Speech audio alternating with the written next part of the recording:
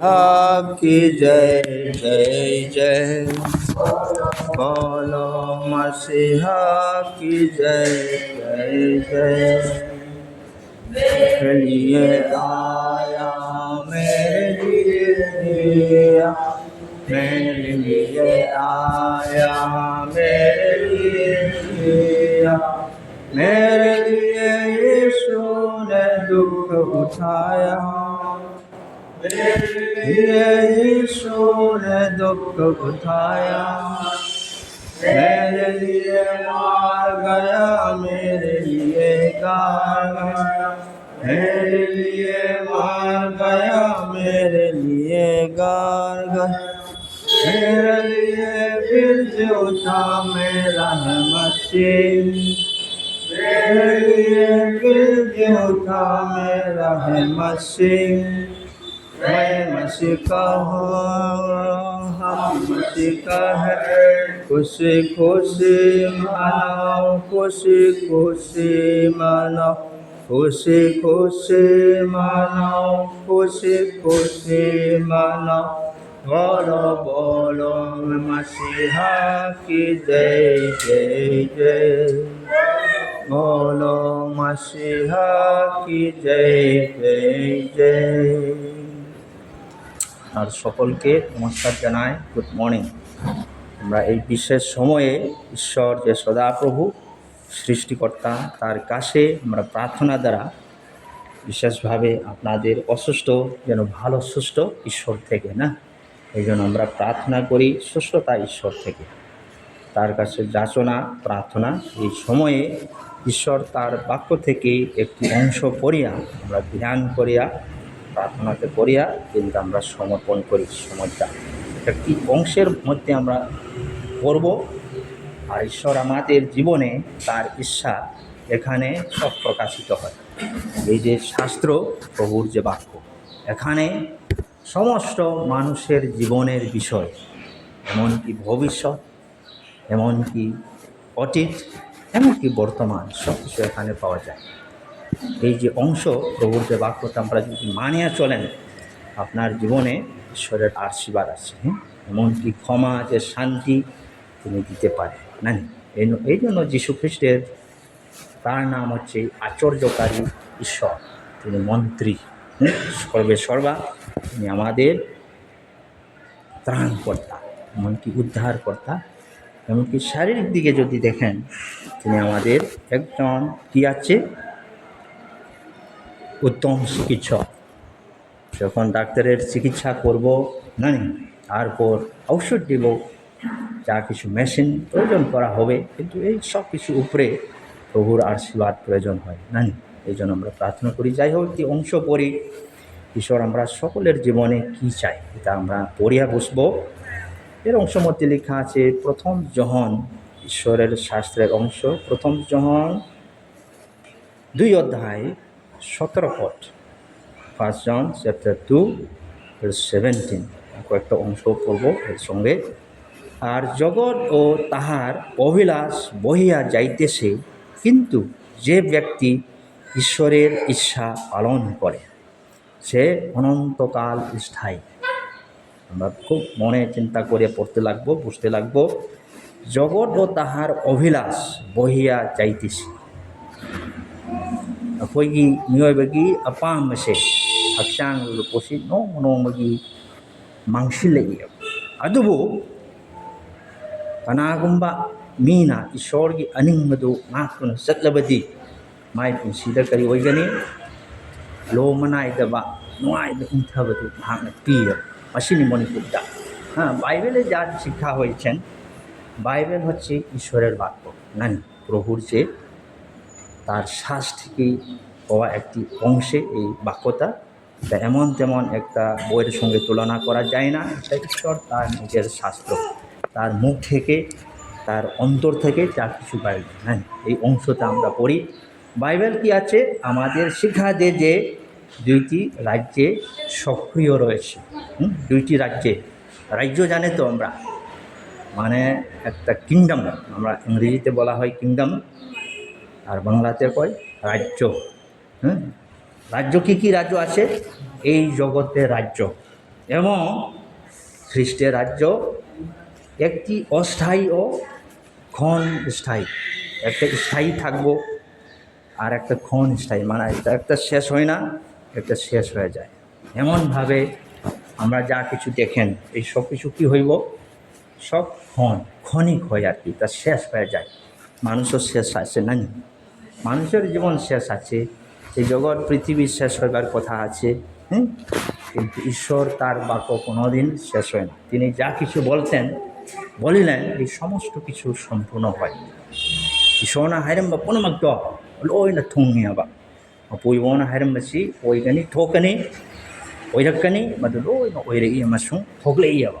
এটা হচ্ছে বাইবেলের একটি বিশেষ শিক্ষা। এই জন্য প্রথম রাজ্য কি আছে, এই জগতের রাজ্য এবং খ্রিস্টের রাজ্য একটি অস্থায়ী, আর একটা কি আছে ক্ষণস্থায়ী, আর অন্যটি অনন্তকালীন, মানে এবার এটা শেষ হয় না। তারপর কি আছে, জগৎ ও তার কি আছে বাসনা বিলীন হয়ে যায়। এটা অভিলাষ, জগতের যা কিছু শেষ সব শেষ থাকবো, শুরু ও শেষ আছে না, শুরু হইলে শেষ থাকে, এরকম আর কি না, যে আমরা পড়িয়া শুনলাম। তারপর দেখো এটি আমাদের মনে করিয়ে দেয় যে আমরা যা কিছু দেখি, যেমনভাবে ক্ষমতা, তারপর যে সম্পদ খ্যাতি, আমরা ইংরেজিতে বলে পাওয়ার, ওয়েলথ, ফেম, এই সমস্ত কিছু কি হয়, শেষ হইব।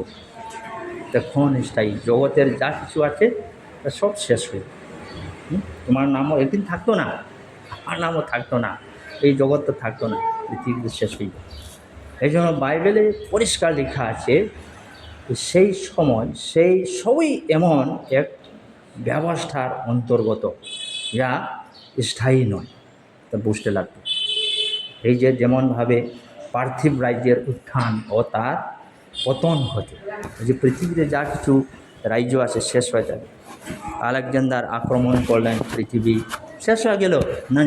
আবার অনেক যে উদাহরণ ইতিহাসে আমরা পাওয়া যায় না, রাজা রাজা অনেকটা বাহির হচ্ছে, সব শেষ হয়েছে। এখন পৃথিবীতে যা কিছু রাজত্ব করে না, এটাও শেষ হয়েছে। তখন আমরা রাজনীতির দিকে দেখলে আমরা তখন বিজেপি সরকার চলে, বিজেপি সরকার একদিনও শেষ হইব না, হইব তো না, এটা নিশ্চয় কথা, একদিন শেষ হইব। এই জন্য জগতের রাজ্যগুলা কি হয়, উত্থান ও পতন হতে আমরা একটি বিশেষ প্রমাণ আছে, কি আছে, ইতিহাস তা বারবার দেখি আছে, ইতিহাসে আমরা দেখা যায় না। আর কি দেখা যায়, কিন্তু ঈশ্বর যে দানিয়েল বা ঈশ্বরের যে ভাববাদী, তিনি দানিয়েল 2:44 পদে ভাববাদীর কাছে তা প্রকাশ করেছিল। খুব পরিষ্কারভাবে বাইবেলে লেখা আছে, এটা আমরা পড়ে আমরা স্মরণ করি। সবথেকে এই অংশের মধ্যে কী লেখা আছে আমরা পড়ব। এখানে লেখা আছে দানিয়েল 2:44, দানিয়েল চ্যাপ্টার 2 ভার্স 44। আর সে রাজ্যগণের সময়ে স্বর্গের ঈশ্বর এক রাজ্য স্থাপন করিবেন, তাহা কখনো বিনষ্ট হবে না, এবং সেই রাজত্ব অন্য জাতির হস্তে সমর্পিত হইবে না। তাহা এই সকল রাজ্য চূর্ণ ও বিনষ্ট করিয়া আপনি চিরস্থায়ী হইবে। দেখো ওই রাজ্যতে কি আছে, ঈশ্বর হইতে এই রাজ্যতে কোনো দিন শেষ হয় না, ঈশ্বরের রাজ্যতে। আমরা আজকে চিন্তা করব আপনি কোন রাজ্যের মধ্যে আছেন, ঈশ্বরের রাজ্য বা ওই জগতের রাজ্য। প্রায় হাজার হাজার কোটি কোটি লোক মানুষগুলা স্বর্গের রাজ্য থেকে নাই, সব পৃথিবীর রাজ্য না, পৃথিবীতে রাজত্ব হইলে শেষ। আর একদিন আমি একজন লোকের সঙ্গে সাক্ষাৎ হয়েছি, সে বলতেন, আমি তাকে প্রভুর বিষয় বললাম, যিশুর বিষয়, ক্ষমা শান্তির বিষয়। সে বলতে না না না না আমি চাই না, এটা দেখায়ও না, তুমি শোনায়ও না, আমি এই জগতে রাজা হইতে চাই, ওই দিকে রাজা আমি চাই না, আমি দেখি না। সে বলতেছে, সে এখন মারা গেছে। সে বলছে আমি এই পৃথিবীর রাজা হইতে চাই, ধন সম্পদ থাকুক এটাই আরামদায়ক, ওই পৃথিবী শেষ পর আমি কখনো দেখে না তুমি এই সুসমাচার যাও, আমি লাগে না, এইরকম আমাকে হাতাইছে, এই ভাই তুমি যাও, আমি লাগতো না, এরকম। কিন্তু তার মনটা কি আছে? পৃথিবীর উপরে তার মন সব কিছু চাপায় আছে না। এই যে পৃথিবী রাজ্য, সেই অনন্ত রাজ্য যীশু খ্রিস্টের মধ্যে পূর্ণতা লাভ করে। এই রাজ্যটা যে অস্থায়ী একটা রাজ্য, ঈশ্বরের যে রাজ্যটা প্রভু যিশুর উপরে পূর্ণতা লাভ করে। আপনি কীরকম বুঝবো এটা? যখন যীশু খ্রিস্ট এসেছিলেন, তিনি পার্থিব সমাজ গড়ার বিষয় নয়। প্রভু যিশু না tayong amiki tayong pan magiling thole bak sem lak na tiaw ishor gelay bak sarga gilay bak ko sem ba takti hula makari gumba tayong sigiling thawer madi ma pathabak torga mi sing chamai mafut ta thamam sujay যিশু কি রাজ্য এই জগতের নয়। এই জগতের রাজ্য কি আছে?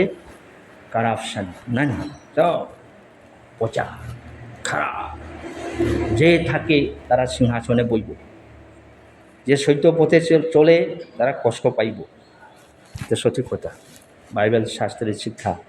আসুম্বা চাটপামি ওয়াদমি আর আনবে তবমি চাপত্তরিবেন। কেন? এটা শাস্ত্রে লেখা আছে। এই জগতের রাজ্য কি আছে, কিন্তু এটা শেষ থাকবো। এই জন্য তিনি পার্থিব সমাজ গড়ার বিষয় নয়, বরং মনুষ্যের হৃদয়ে ঈশ্বরের আত্মিক রাজত্বের বিষয়ে প্রচার করেছিলেন। প্রভু যিশু না আগমা করি তম্বিরামি মিওইবাগি থামোয়দা মাহাকি নিংথৌলে বাক্ত ওইনানবা লইনানবা।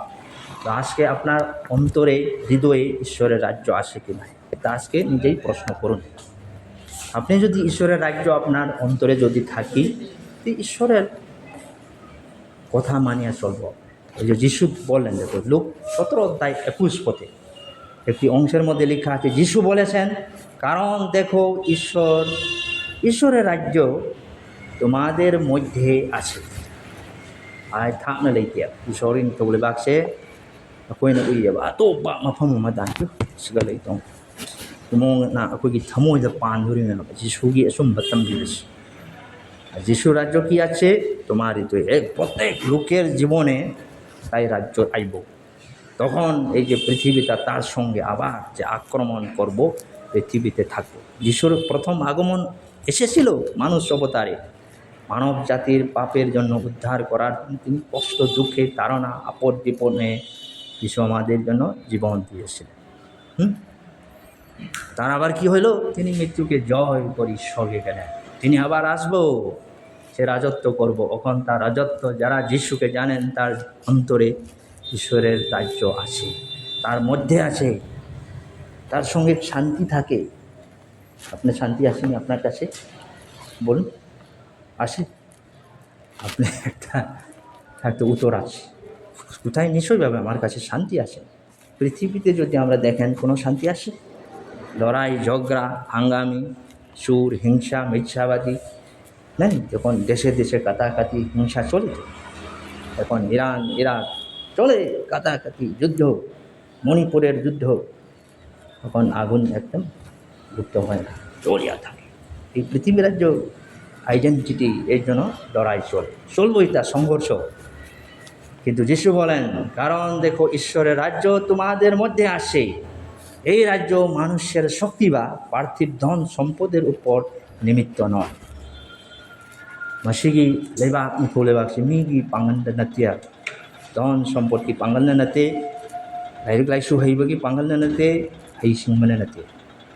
এটি হচ্ছে মাত্র প্রভু যিশুর যে শক্তি, তার শক্তি যাচ্ছে, পবিত্র আত্মার যে শক্তি আপনার হৃদয়ে থাকবে। যিশু তখন আপনি মানব, এইসব আপনি নিজেকে তুচ্ছ হইব, নিজেকে নত হইব। যিশুর যদি তোমার সঙ্গে থাকি, আপনি কি হইব? খুব নরম থাকবে, নিজেকে শূন্য দেখাইব। এরকম চলতো না, এরকম চলত। দেখো, এই জন্য যিশু বলতেন, এই যে পার্থিব ধন সম্পদের উপরে নিমিত্ত নয়, এটি অনন্ত, অতল এবং সর্বদা সম্প্রসারণশীল। অর্থ হচ্ছে এমন যে শান্তি তোমার সঙ্গে থাকবো, কষ্ট, দুঃখ, তাড়না, আপদ বিপদ আইলেও আপনি কি হইব? তার শান্তির সঙ্গে আপনি চলব। এটা হচ্ছে প্রভু যিশুর যে শিক্ষা। এই জন্য কী হচ্ছে, আমরা এই এবং অনন্তকাল ধরে সত্য প্রেম ও পরিত্রাণের মাধ্যমে প্রসারিত হয়। এই জন্য যীশু খ্রিস্টের বাণীতে নানি এমন বাড়িয়া থাকবো, মানুষ এমন অনেক কিছু, যিশুকে যারা বিশ্বাস করে তাদের জীবনে অনেক কষ্ট পায়, অনেক দুঃখ পায়। কেন? তারা সত্য পথে চলে, এই জন্য তারা কষ্ট পায়। কিন্তু তাদেরকে মারপিট হোক, তাদেরকে অত্যাচার করো, পার্সিকিউশন করো, আবার কি করে তারা আরও শক্তি পায়। কেন? তার সঙ্গে ঈশ্বরের পবিত্র আছে, ঈশ্বরের রাজ্য তার সঙ্গে আছে। ওই তুমি কোনতে চাই, তোমাকে কোটি কোটি হাজার হাজার তুমি যিশু ছাড়ো, কইব যিশু মানিও না, আপনি কি করব? তোমার সিদ্ধান্ত কি থাকবো? আপনি কি করব? আপনি ইতা চাই, দুইটা আপনি নিতে লাগ। কোনটা? ঈশ্বরের রাজ্য মানবো, ওই জগতের রাজ্য তো মানিয়ে চল। জগতে থাকে তো আমরা প্রলোভন আসবো না। যাই হোক, এটা পরের বিষয়। যাই হোক, যেমন প্রকাশিত বাক্য 11 অধ্যায় 15 পদে লেখা আছে। এই পদটা পড়ে আমরা শেষ করি, সময় নাই। দেখো এখানে কত পরিষ্কার লেখা আছে, 11-15 পদ, প্রকাশিত বাক্য 11-15 পদ। পরে সপ্তম দূত তুরি বাজাইলেন, তখন স্বর্গে উচ্চ রবে এই রূপ বাণী হইল, জগতের রাজ্য আমাদের প্রভুর ও তাহার খ্রিস্টের হইল, এবং তিনি যুগ পর্যায়ের যুগে যুগে রাজত্ব করিবেন। যুগে যুগে, যুগ যুগ হদিং মাত্রা ঈশ্বর না ইমো যিশু না কিন্তু ওই না পান ধরে লয় রে শেষ ঈশ্বরের বাক্য না। দেখুন, আমি কি করতে লাগবো? যা অস্থায়ী তাতে তোমরা আশা রেখো না।